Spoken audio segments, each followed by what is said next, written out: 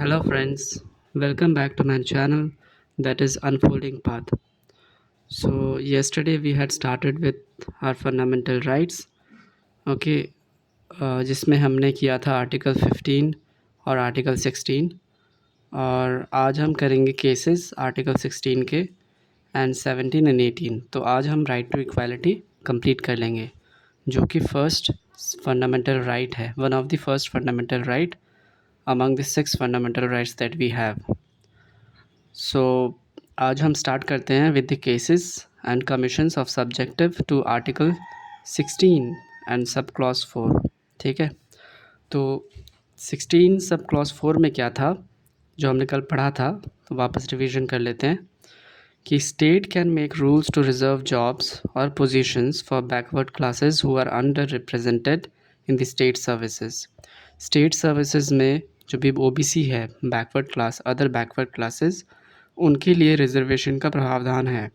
तो ये किस में बोला गया है? Article 16 clause 4। ठीक है, आर्टिकल 16 क्लॉज 4 में। तो cases commission subjective to article 16 clause 4 में पहला जो केस आया था that is Kalelkar commission. Kalelkar commission पहला स्टार्ट हुआ था 1953 में। ठीक है, ये फर्स्ट बैकवर्ड क्लास कमीशन लेके आया था अंडर द चेयरमैनशिप ऑफ काका कालेलकर। काका कालेलकर की चेयरमैनशिप में पहला कमीशन बैठा था, कालेलकर कमीशन 1953 में। ठीक है, जो कि फर्स्ट बैकवर्ड क्लास कमीशन था। फिर उसके बाद मंडल कमीशन बैठा 1979 में। 1979 में मंडल कमीशन बैठा under the chairmanship of BP Mandal. ठीक है, बीपी मंडल के चेयरमैनशिप में ये बैठा था। तो ये 79 में था और ये सेकंड बैकवर्ड क्लास कमीशन था। इसने क्या रिकमेंड किया था? It recommended 27% of reservation to OBCs. OBCs को 27% रिजर्वेशन देना चाहिए अकॉर्डिंग टू मंडल कमीशन। और इम्प्लीमेंट हुआ था by the prime minister VP Singh in 1990। 1990 में वीपी सिंह जब प्राइम मिनिस्टर थे उनके द्वारा ये इम्प्लीमेंट हो गया था मंडल कमीशन, जो कि रिकमेंड किया था कि 27% रिजर्वेशन टू ओबीसीज़ देना चाहिए, अदर बैकवर्ड क्लासेस को। ठीक है, और ये सेकेंड बैकवर्ड क्लास कमीशन था। ठीक है, याद रखना। तब उसके बाद क्या हुआ था 1992 में इंदिरा सुहानी केस आया। इंदिरा सुहानी केस ऑल्सो नोन एज मंडल केस, इसको मंडल केस भी कहा जाता है। ठीक है, इसमें क्या हुआ कि पीआईएल, पब्लिक इंटरेस्ट लिटिगेशन, एक एडवोकेट इंदिरा सुहानी के द्वारा दिया गया पीआईएल। ठीक है, PIL we will study it. And PIL हमने कहाँ से लिया है? पीआईएल हमने यूएसए से लिया है, right. Public interest litigation by an advocate Indira Sawhney, उस टाइम पे एडवोकेट थी, उन्होंने एक पीआईएल दर्ज किया और बोला उसमें कि the supreme court upheld 27% reservation for OBCs in government job but also set a 50% cap on total reservation. ठीक है, तो सुप्रीम कोर्ट ने क्या कहा कि अच्छा, हम लोग मानते हैं कि 27% रिजर्वेशन ओबीसी का होना चाहिए गवर्नमेंट जॉब्स में, but at the same time 50% total reservation होना चाहिए। अगर 100% है कोई भी एक पर्टिकुलर वैकेंसी में, तो 100 में से 50% ही रिजर्वेशन होना चाहिए, including other reservations like OBC तो होगा ही, एससी एसटी, वुमेंस, तो इन सब को मिला के 50% तक रिजर्वेशन होना चाहिए, बाकी 50% विदाउट रिजर्वेशन होना चाहिए। That was the cap Supreme Court had decided in the Indira Sawhney case. ठीक है, अब क्या हुआ, जो क्रीमी लेयर था is to be identified no OBC are not entitled to reservation. और एक चीज़ कहा था कि ओबीसी में क्रीमी लेयर जो है, creamy layer in the sense जिसका 8 लाख एनुअल एनुअली 8 लाख से ऊपर अगर है इनकम है, तो वो लोग क्रीमी लेयर के दायरे में आ जाते हैं। ठीक है, ओबीसी में तो there are two divisions, non creamy and creamy layer. तो creamy layer are those who have income above 8 lakh per annum, और 8 लाख पर एनम से कम जिनका है वो नॉन क्रीमी लेयर में आ जाते हैं। तो इस इंदिरा साहनी केस 1992 के तहत, जो कि मंडल केस भी कहा जाता था, इसके तहत क्रीमी लेयर को आइडेंटिफाई किया गया और इनको रिजर्वेशन से खारिज कर दिया गया, रिजर्वेशन एंटाइटल नहीं दिया गया, right. So this was all about the cases of article 16 clause 4। PIL जो है वो टेकन फ्रॉम यूएसए कॉन्स्टिट्यूशन है ना। सो दिस इज़ व्हाट ऑल। ठीक है, अब आते हैं हम आर्टिकल 17 में, राइट। आर्टिकल 17 क्या कहता है? Article 17 is one of the fundamental right which comes under right to equality, है ना। राइट टू इक्वालिटी में आर्टिकल कितने से कितने तक आता है? आर्टिकल 14 से लेकर 18 तक आता है, राइट। तो अभी हम 17 में हैं। तो abolition of untouchability. Abolition of untouchability, untouchability एक बहुत बड़ा प्रॉब्लम था हमारे इंडिया में, और लोगों की सोच ही नहीं बदल रही थी, right, about the untouchability. There is a purity and pollution kind of concept that was going around, ठीक है, जो कि कास्ट डिवीज़न में बहुत ज़्यादा मायने रखता था, एंड इसी कारण से लोगों को डिस्क्रिमिनेट किया जाता था on the basis of their caste. And जो अनटचेबल्स थे, like those who are lower than Dalit people, they are not quite seen as something quite equal to the human, right।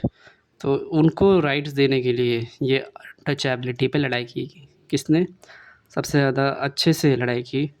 मतलब on the constitution political arena में लाने की बात की गई, तो यह सबसे पहले नाम आता है doctor B R Ambedkar ji, right. वो खुद दलित थे, तो उन्होंने उसको चीज़ को समझा। सो उस हिसाब से उन्होंने इस आर्टिकल को, after getting consensus from everyone, ठीक है, इस आर्टिकल को कॉन्स्टिट्यूशन में लाया, आर्टिकल 17। एंड एक्चुअली में उनके इस आर्टिकल की वजह से लोगों का सोचने का दायरा, everything has changed most of the, but अभी भी स्टिल है, but at the same time most of the time ये चीज़ हर जगह से हट गया है, ठीक है।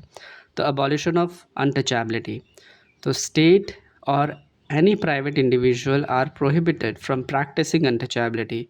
स्टेट हो या फिर कोई भी प्राइवेट इंडिविजुअल हो, वो अनटचेबिलिटी को प्रैक्टिस करने का प्रोहिबिट करता है, इन कोई भी नहीं कर सकता, right. The term untouchability has nowhere been defined in the constitution. वैसे तो कॉन्स्टिट्यूशन में अनटचेबिलिटी टर्म कहीं भी डिफाइंड नहीं है, ठीक है, ठीक है, क्रिमिनल ऑफेंस है बोल के, but there is no untouchability kind of word is being defined in the constitution, ठीक है। तो this is all about this. And untouchability में क्या किया जाता है? मैनुअल स्कैवेजिंग लोग करते हैं, राइट। सो कास्ट बेस्ड, है ना, work allocations in the jail, segregation, denial of entry women in mention, when they have a menstrual cycle, then they are denied to enter any temple, ठीक है, किसी भी well से पानी उठाना। तो ये सब छोटी छोटी चीज़ों की वजह से ही इस आर्टिकल को प्रावधान मिला और अबॉलिशन ऑफ अनटचेबिलिटी हमारे कॉन्स्टिट्यूशन में लाना पड़ा, क्योंकि यहाँ के लोग उस टाइम पे यही था, प्रॉब्लम था, राइट। तो बहुत हद तक ये कम हो चुका है, ओके। अब आते हैं आर्टिकल 18, और यही बेसिकली रिड्यूस इनइक्वालिटी करता है, right, and also prevent atrocities on SCs and SCs act etcetera, right. अब आते हैं हम आर्टिकल 18। आर्टिकल 18 क्या कहता है? अबॉलिशन ऑफ टाइटल्स, है ना, अबॉलिशन ऑफ टाइटल्स, जो कि बेसिकली इसमें कहता है कि no title other than being military or academic distinction shall be conferred by the state, ठीक है। No citizen of India shall accept any title from any foreign state. No person holding any office of profit shall receive title from any foreign state without the consent of the president, ठीक है। Example like महाराजा, राजा Rai Bahadur etcetera, ठीक है। तो abolition of titles को लाया गया। उस time पे बहुत ज़्यादा टाइटल्स हर जगह पे थे, बिकॉज़ हमारा India was not actually India, it was segregated, it was actually a segregation of different princely states around us. तो उन सबको इंटीग्रेट किया गया, एंड देन आफ्टर, अब जब इंटीग्रेशन हो रहा है तो हर किसी का टाइटल तो होगा ही, राइट, राजा महाराजा ये वो। तो उन सबको हटाने के लिए ये अबॉलिशन ऑफ टाइटल्स लाया गया। इसमें बोला गया कि कोई भी title other than being military और एकेडमिक डिस्टिंक्शन, लाइक डॉक्टर हो गया, मिलिट्री में मेजर, कैप्टन, सिपाही, लेंस नायक, सो ये जो टाइटल्स हैं shall be conferred by the state, state के द्वारा कन्फर्ड होता है, अदरवाइज बाकी इन दोनों को छोड़ के नहीं कर सकते, right. So no citizen of India shall accept any title from foreign state. कोई भी फॉरेन स्टेट से कोई भी टाइटल आता है तो सिटीज़न ऑफ इंडिया उसको यूज़ नहीं कर सकता। No person holding any office of profit shall receive title from any foreign state without the consent of the president. कोई भी पर्सन कोई भी ऑफिस को होल्ड कर रहा है, ऑफिस ऑफ प्रॉफिट को होल्ड कर रहा है, अगर उनको टाइटल मिलता है तो फॉरेन स्टेट से without the consent of the president, ठीक है। अगर प्रेसिडेंट का कंसेंट है तो अलग अलग बात है, he can hold it, otherwise अगर नहीं है तो फिर वो नहीं कर सकता, right. So this is what all about. And Bharat Ratna Padma awardee are also not titles according to this. Title में भारत रत्न पद्मा अवॉर्डी ये सब चीज़ें टाइटल में नहीं आता, ठीक है। So this is all about today's class. I hope you liked it, and if you really like it, then please like, share and subscribe. And tomorrow we will start with the second fundamental right, that is right to freedom. And it's very very important, as you all know. Okay, it is really very important, article 19 to 22. So we will read it in detail. For that time, bye bye.